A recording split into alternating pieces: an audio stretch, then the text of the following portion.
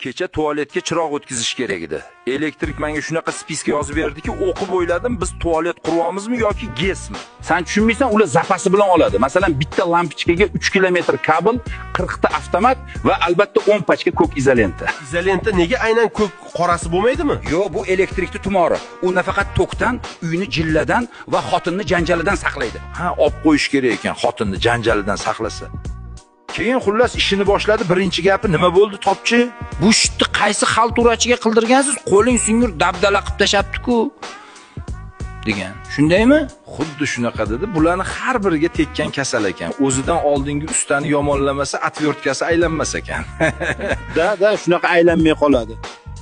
Narxini qanaqa etdi? Tochka sanadimi yoki общий qilib 380 zaryaddan berdim? Ularni nazar bilan narx belgilash taktikasi bor ekan. Uyingga, mashinangga qarab narx aytar ekan. Menda Malibu bo'lgan sabab $500 etdi. Matiz bo'lganda $100 etardi.